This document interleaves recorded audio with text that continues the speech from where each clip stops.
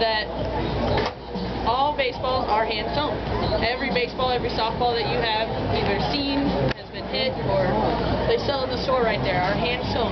Because there's no machine that has been made that can sew a cross stitch on a round object, as well as the last stitch of a baseball is done through underneath the leather, and so there's no machine that can actually do that accurately without punching a hole in the leather.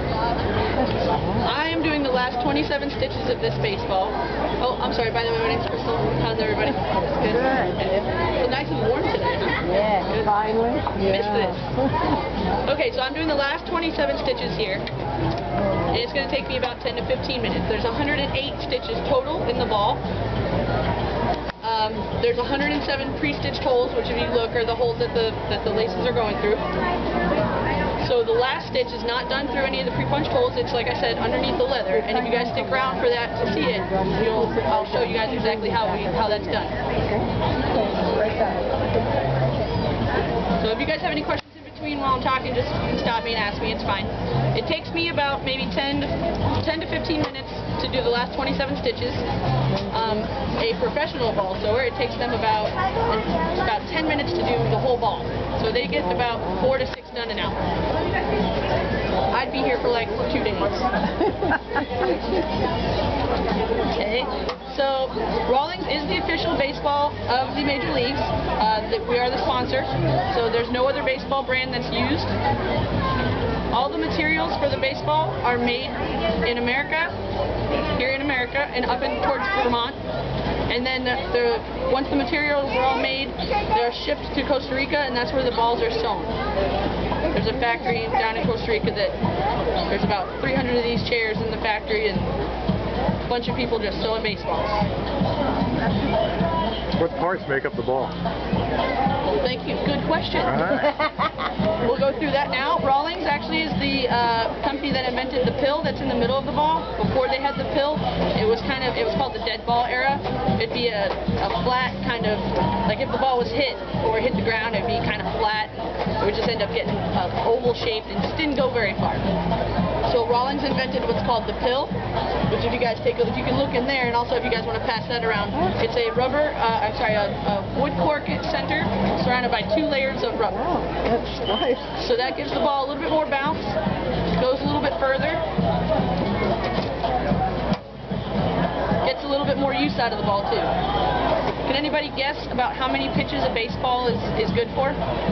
2. A little more than 2. A baseball is only good for about 3 to 6 pitches. Oh, I thought you said the life of it. Well, 3 to 6 pitches in a game, actually. 3 to 6 pitches, that's it. When you guys see baseball players, like the umpires that got aprons full of baseballs, it's because if it hits the ground, or if it's hit any means, he'll look at it, he'll inspect it, and if he doesn't like it, he throws it away. If they're hitting the stands, they don't ask the fans to give them back, they just use a new ball. So after the rubber cork center, there's 3 different types of wool that are wound around the baseball, and each one is a different color and a different ply. That way they can check quality once they inspect the baseballs. And those are all wound in Vermont here in America. And then the last winding is a cotton winding. It's a little bit thinner, and it makes it easier so that when the leather's put on it, you can't feel all these bumps in the wool.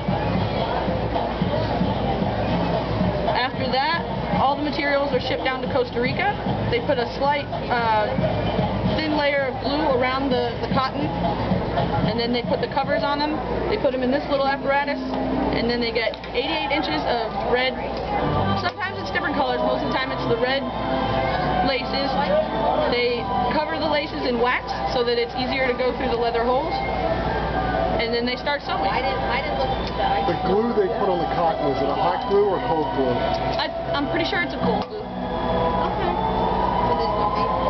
Is it sprayed on or is it dipped? No, I believe it's kind of like painted on, like a little brush.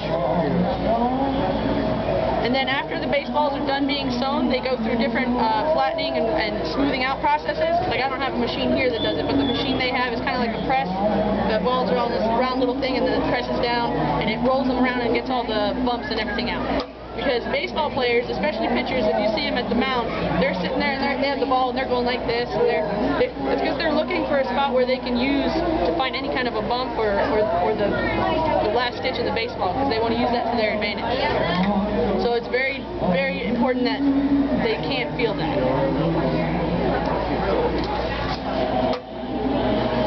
There's also, at the beginning of each game, Rawlings sends out about 120 baseballs per game.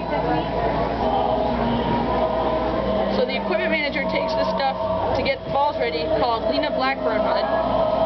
And this mud is put on the baseballs to help better grip for the baseball players, as well as it makes it harder for the batter to see the ball. You got to give them some kind of a challenge, right? This mud is only found in a tributary of the Delaware River up in New Jersey. There's only one family that does it. So they get a lot of money for that. Nobody else knows where it is but this family. Yep. Nobody else knows. And then that's it. After that, they're done. They're ready to play. We're almost down to the last stitch here. Does anybody have any other questions or anything like that?